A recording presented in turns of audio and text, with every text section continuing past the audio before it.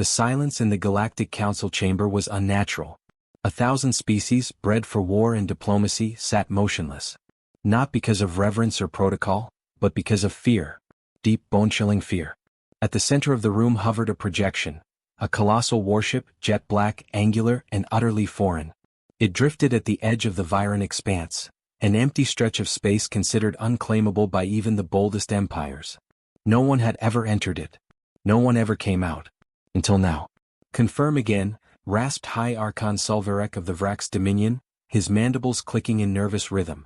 That vessel, it is human? The communications specialist, a six-eyed Revalian named Kulen, simply nodded. His voice cracked as he answered, "Yes, Archon. The signal architecture, the propulsion signature, even the thermal exhaust, everything matches Terran design." "But it's massive," whispered Empress Jala of the Tyri Fold, her voice laced with disbelief. "It dwarfs our dreadnought-class vessels. No species has the industrial capacity for such tonnage." Kulen's throat pulsed in visible terror. "Apparently, humans do." No one laughed. Not this time. For a century the galactic powers had mocked Earth. A new entry to the stars. Late, primitive, loud, poorly unified. With no psychic connectivity, no natural bioforms, no telepathic emissions. Their planet was a mess of cultures, religions, ideologies. Their ships were ugly, brutish things, metal and math where elegance should live. But what the Council had overlooked, what they had refused to see, was that Earth had never stopped building, never stopped learning, never stopped watching. And now, they had arrived. Across the galaxy, trillions watched from behind locked doors and encrypted networks. The human ship had not broadcast a name. It had not sent an ambassador. No introduction, no pomp, no attempt at peace or war. It simply appeared, positioning itself in geostationary orbit above the dead world of Karthus. A graveyard planet. Where once, long ago, the First Empire was born. And where it had died. Now the vessel waited. And the galaxy panicked. Far below the Council chamber, in the intelligence wing of the Jarnock Alliance, Director Sover stared at the reports piling up. Power shifts, sudden military redeployments, panic buys on black market weapons, exodus from outer colonies. The usual signs of a system preparing for war. Or surrender. He tapped a clawed finger on the holoscreen. The Terran ship had no escort. No beacons. No diplomatic identification. And yet, it radiated authority like a black hole did gravity. They called it a battleship. But Sover had reviewed every scan, every inch of gathered data, and he wasn't sure that word applied anymore. The vessel had weapons ports the size of city spires. Hull plating measured in meters. Its FTL wake suggested internal gravitational damping that defied every known theory.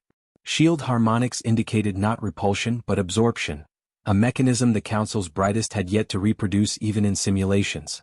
And its power core? That was the part that haunted him. Because the energy signature wasn't nuclear, nor plasma, nor antimatter. It was human, meaning unknown, but terrifying. Somewhere on Earth, buried under layers of false skies and silent satellites, Admiral Cora Malik stood before a long-forgotten wall of black glass, arms behind her back, posture perfect. On the other side of that wall, a dozen envoys from the highest Terran agencies waited silently. No words.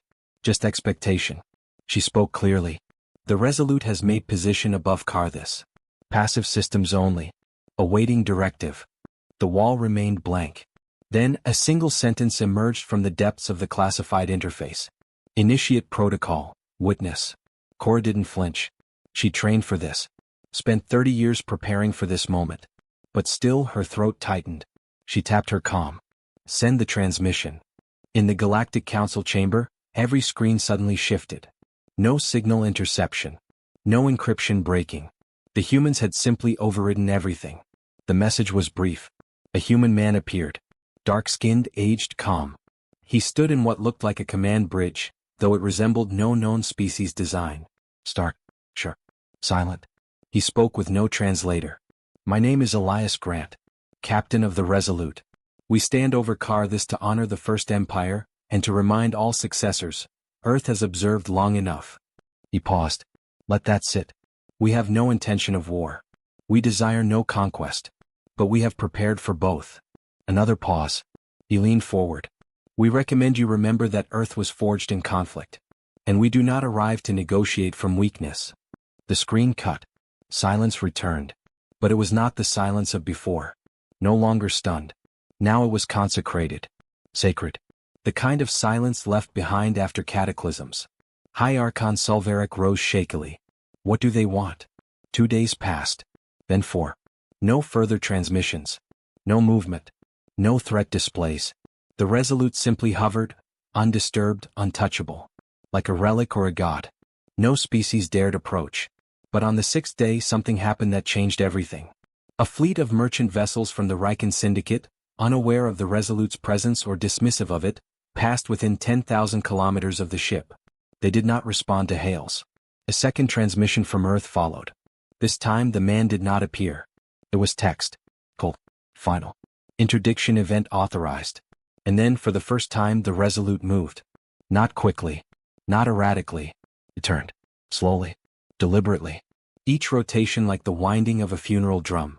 It targeted the Riken lead ship. And fired. No visible projectile. No beam. No explosive display. Just a brief pulse of sound, too low for most species to hear. Then the lead Riken vessel crumpled like paper, collapsed inward, and vanished. Not destroyed. Erased. As if it had never been there. The other ships fled. The Resolute did not pursue. It returned to its original position. The message was clear. Back on Earth, Admiral Cora Malik sat in silence. She watched the playback again. She'd expected devastation. She hadn't expected restraint. The weapon deployed was not one she'd been briefed on. Which meant the Resolute had systems even she didn't understand. She swallowed the growing unease and turned to her adjutant. Any word from the Tyri Fold? They've issued a conditional ceasefire across all bordering systems. No ships within 30 light-years of Karthus. And the Vrax? The adjutant hesitated. They've requested talks. Cora nodded. Let them come. In the outer spirals on worlds long forgotten by Central Empires, the people whispered a new name. Not Terran Union. Not Earth Confederacy. Not even humanity. They called them the Watchers of the Ash. Because only one species had dared return to Karthus. Only one had dared hover above the bones of history and declare, without threat or apology, we are here. Meanwhile, deep inside the Resolute, in a chamber sealed from both time and trespass, an old man sat before a stasis pod. Inside, something ancient slept. Not human. Not alien. Something older. He smiled faintly, brushing frost from the pod's glass. Not yet, he whispered. But soon. The lights dimmed. The ship drifted. Empires flinched in its shadow. And Earth watched, patient as stars and just as inevitable. The Resolute drifted in silence above Karthus. Not a patrol. Not a threat. Simply a fact, like gravity or extinction. And within it, the stasis chamber remained sealed. Lights glowed dimly in warning. Life form unknown. Classified. Do not engage. Admiral Cora Malik watched the feed from a secured link, her eyes narrowing on the cryptic readouts. The being inside wasn't in any human database. Not even the clandestine deep genome archives. No known species matched its biometrics. But she knew what it was. Not from science. From history. From a single whispered phrase, passed down from the founding Terran Black Ops division. If it wakes, we weren't fast enough. Elsewhere on the Resolute, Captain Elias Grant moved through the command corridor with deliberate calm. His officers saluted sharply, but none smiled. There was pride, yes, but beneath it, tension. Like an orchestra waiting for a single note to fall. He entered the war room. The holodeck flared to life, bathing the chamber in cold blue light. Admiral Malik's image stood already waiting. You saw the incident? She asked, arms folded behind her back. Grant nodded. The Riken captain ignored a clear perimeter. I gave him warning. He's gone, Malik said bluntly. No debris. No radiation trail. Not even residual mass signature. Grant didn't blink. That was the point. A long silence passed. Finally she asked, did the stasis pod react? No change in vitals. It sleeps. She nodded. Good. Because we're not ready for it to wake. In the Galactic Council, chaos had turned from whispers to screams. Multiple empires were withdrawing fleets, moving whole population clusters away from trade routes near the Viren expanse. The Tyri had activated religious safe zones. The Ixari had publicly denounced Earth, then secretly sent envoys requesting terms. But the Vrax Dominion, they chose differently. High Archon Sulverek summoned a death envoy. A creature not of diplomacy but doctrine. Clad in biologic armor, bearing authority sealed by blood rights. Where it walked, war often followed. Its name was Krynox Vel. And it had killed kings. Krynox stood before the Vrax war table, surrounded by neurochoral singers, tactical seers and genetic command priests. Sulvarek's voice vibrated with quiet command. You will travel to Karthus. You will face this human captain. And if he speaks of peace, you will measure his pulse and smell the lie. Krynox said nothing. It simply bowed, turned, and vanished through a veil of light. Back aboard the Resolute, Elias Grant stood alone in the upper observatory. The stars glittered in their indifference. He spoke softly, almost as if to himself. We didn't come for conquest. A voice responded from behind. Commander Rain, Chief Tactical Officer. But they won't believe that. No, Grant admitted. Because they wouldn't. Not if it were them. He paused, watching a slow swirl of ion storms forming on Karthus's upper atmosphere. They burned this world, he said. Killed everything on it. And not for gain. For fear. Because something rose here that made them feel small. Rain looked toward the stasis pod feed on her wrist display. And we brought it home. Krynox Vel arrived without escort, descending in an obsidian drop pod that clawed open like a blooming nightmare. It landed on the Resolute's dorsal pad. No authorization given. No docking code. Yet the ship allowed it. Because Elias Grant had opened the gate. He met Krynox on the pad. No weapons. No guards. Just the silence of one man facing what should have been a monster. But the monster paused. Because it felt uncertain. Elias Grant, it said, voice like iron scraping through flame. You are flesh. But this ship is a paradox. It's a vessel, Grant said evenly. But not just for war. Krynox stared, something calculating behind its armor-glass eyes. You awaken old fears by standing over Karthus. We honor the memory, Grant said. Even if that memory terrifies you. Krynox took a step forward. And if we told you to leave? Grant smiled faintly. We'd say we tried peace. Far below, deep within Karthus's crust, something stirred. Not alive. Not sentient. But ancient.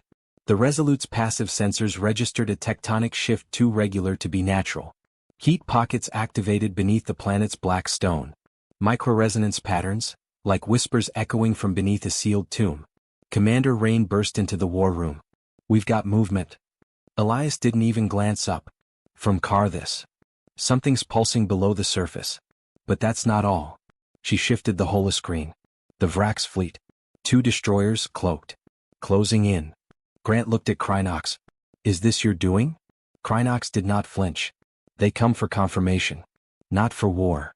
Grant's eyes narrowed. Then why cloak them? Above Karthus in the black, 2 warships glided silently toward the Resolute. Their hulls were invisible to conventional scans, but not to Earth's. In the command chair, Rain gave a single nod. Authorization granted? Grant didn't blink. No shots. Just show them we see. Rain tapped the command into her console. Suddenly the void erupted, not in light but transparency. The Resolute emitted a burst of spatial pressure that snapped the cloaking fields off the Vrax ships like shattered glass. Naked. Exposed. And within firing range. Neither ship moved. Then the Resolute did something no ship had ever done. It transmitted emotion. Not speech. Not translation. A direct psychic pulse, amplified and filtered through a quantum resonance core. And across the bridge of every Vrax ship, every mind received the message at once. We see you. We chose not to kill you. Yet. Both destroyers retreated. Later, in the observatory, Elias and Krynox stood watching the stars realign. You should know, the creature said, what you carry on this ship is not from Karthus alone. I know. It was buried long before your kind stood upright. It does not wake kindly.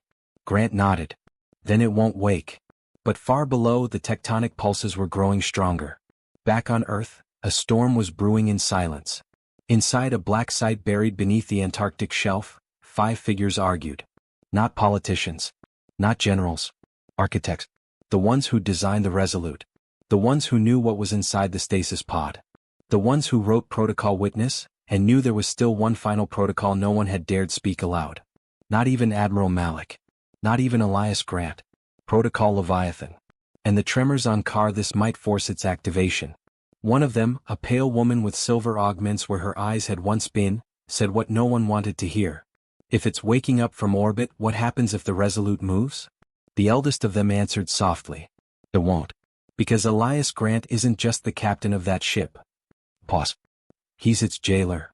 Back aboard the Resolute, alarms pulsed low and red. Not from outside.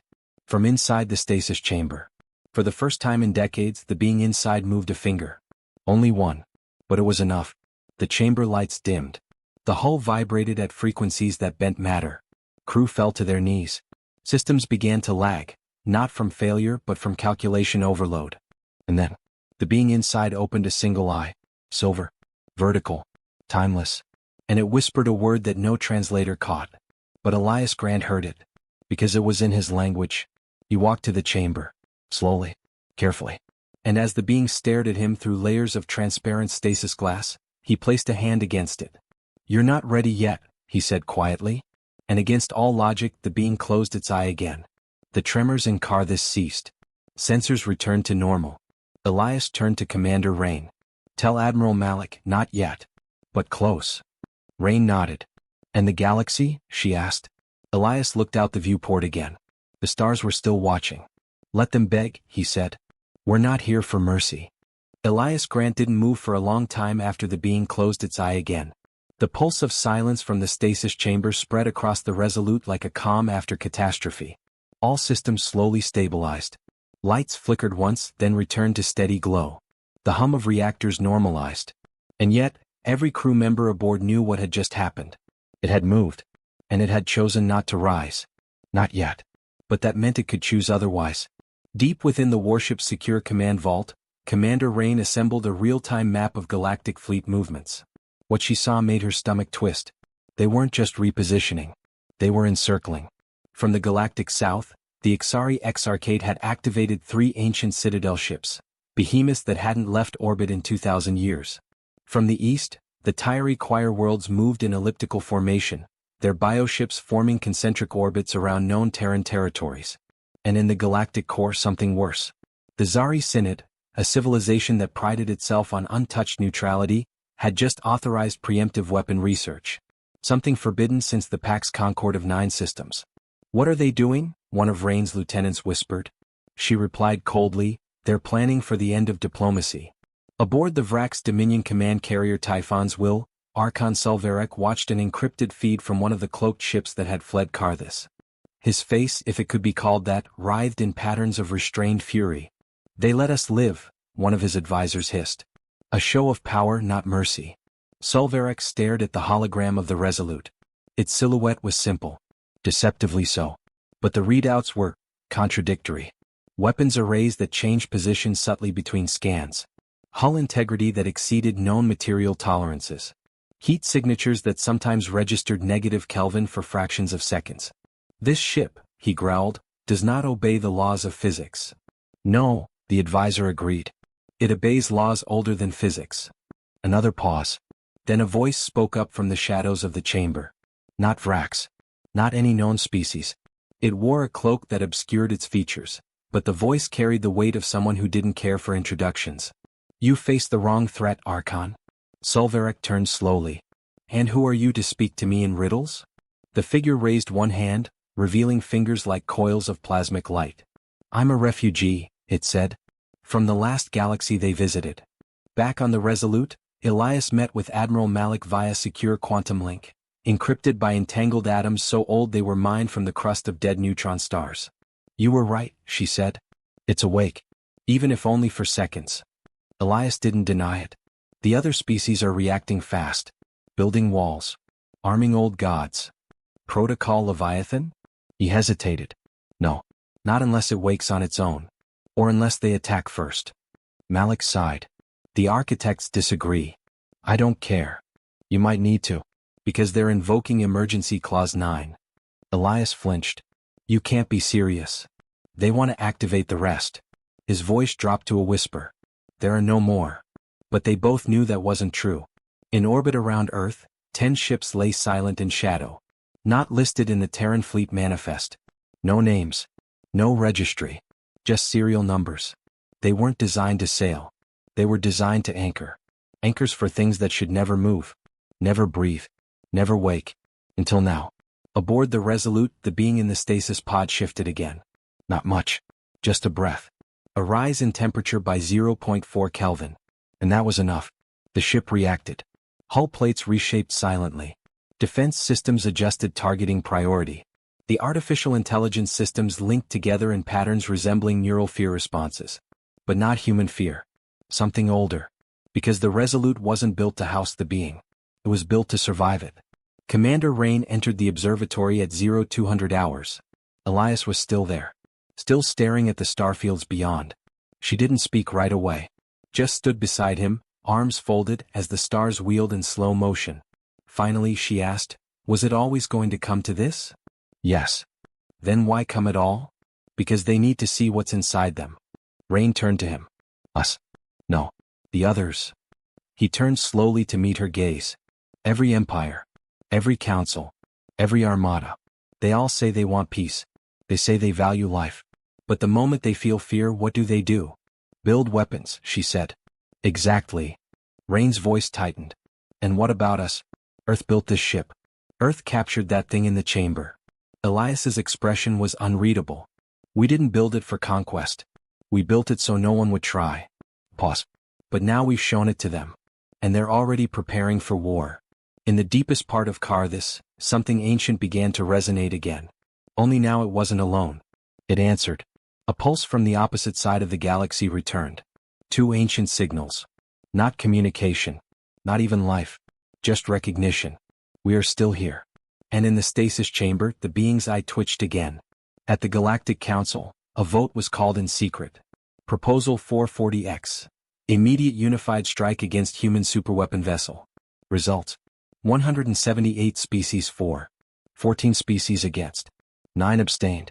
The motion passed. But the council had forgotten one thing. Votes didn't stop wars. Only what came after could do that. Aboard the Resolute, the targeting systems began lighting up. Hundreds of ships inbound. From every known sector. Some were labeled as diplomatic. Some, observers. Others, outright warships. All converging on one point, Karthus. Elias stared at the map. They think numbers will help. Rain shook her head. They don't understand what we're not using. They think this ship is the weapon, Elias said softly. It's not? He turned to her, calm as still water. No. It's the leash. Then the voice came.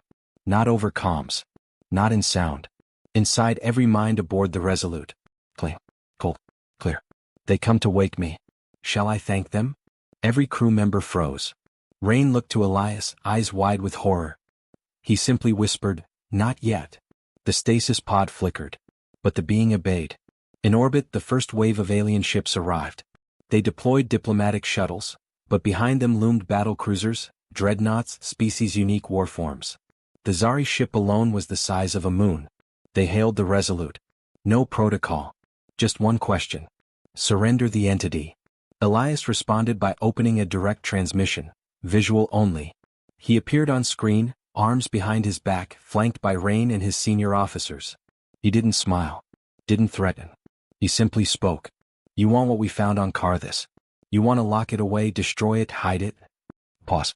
You don't understand. We already did that. 1,000 years ago. The signal crackled. He leaned forward.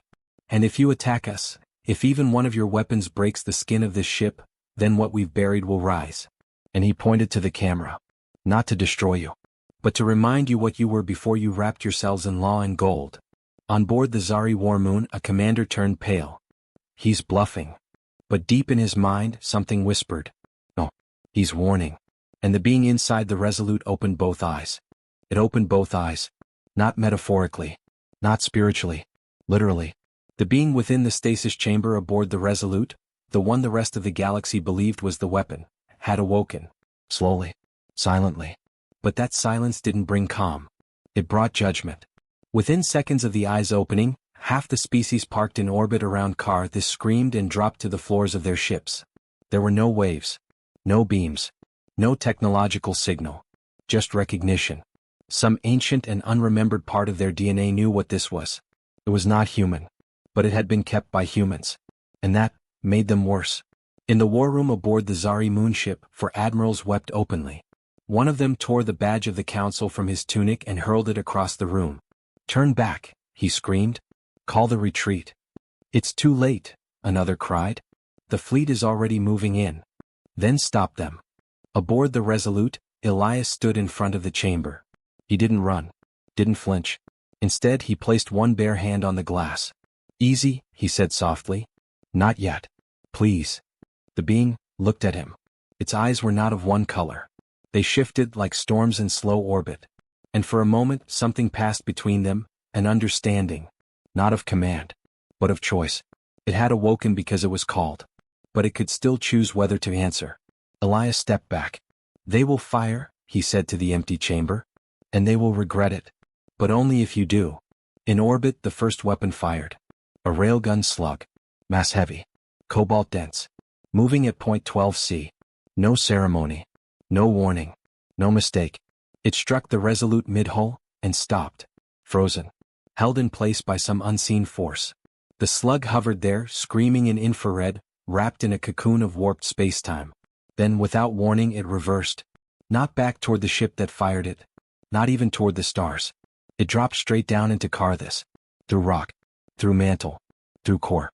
And when it reached the planetary heart, it detonated in silence. There was no explosion. Just a collapse. Carthus folded inward like a dying sun. One moment a planet. The next, a gravity well spinning into death. And yet, aboard the Resolute, no tremor reached them. No heat. No shockwave. Just stillness. And the whisper of an ancient voice inside every mind. One sin. One lesson. Admiral Malik's voice came through the quantum link, voice tight with awe and terror. You didn't do that. No, Elias said. He did. Rain stared at the star chart, watching as ships across the system began to power down. Some out of fear. Some out of surrender. And some, it seemed, simply because they could no longer function in the presence of the thing now fully awake. Like machines knew when to bow. Across the galaxy, in dark places and forgotten systems, others stirred. Things buried by time. Sealed by law. They felt the awakening. And many of them fled. Because whatever the humans had leashed inside their black armored ship was not the only one of its kind. But it was the last one still bound by choice. The being stepped forward. The stasis chamber hissed open. No alarms. No klaxons. Just steam and silence. It did not wear armor. It was armor. It didn't walk. It flowed. Rain dropped to one knee as it passed. Not out of respect, but survival instinct. Her body moved before her mind could decide. Elias remained standing. And when the being stopped in front of him, it asked no permission. Remembered? You named me, it said in a voice made of every storm ever heard by man. Elias nodded once. You asked. The being tilted its head. I have not decided whether to destroy them. I know. Another pause. They shot first. They always do. The being looked toward the stars. Then back at Elias. And what would you have me do? Elias breathed once. Just once.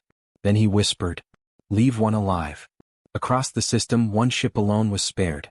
The Vrax Dominion dreadnought Talon's Crown, whose weapons had remained cold. Its commander, Sulverek, stood paralyzed as the being appeared on his bridge without warning. No doors opened.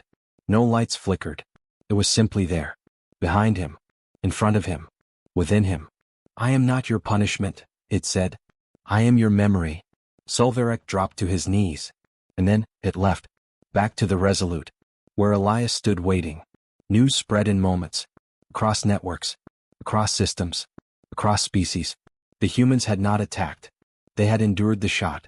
Survived the betrayal. And in return destroyed only a single planet, the launch point. They had let the others live. But only because something worse had shown restraint. It wasn't a victory. It was a warning. The Galactic Council issued a formal surrender.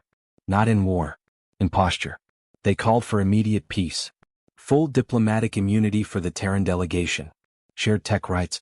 Access to all borders. Everything they had once denied Earth. Given now without a single shot fired by the Resolute itself. Because the ship didn't need to fight. It was simply the place where the god lived. Back in orbit, Rain finally spoke. What now? Elias stared at the starlines spinning slowly beyond the glass. He answered without looking away. We go home. And him? The being stood behind them, now fully formed yet silent. Watching. He's seen what they'll do. Will he stay with us? Elias shook his head. No. He was never ours. We just gave him a place to sleep. Rain nodded slowly. So this is over? He turned to her at last. No. This is the beginning.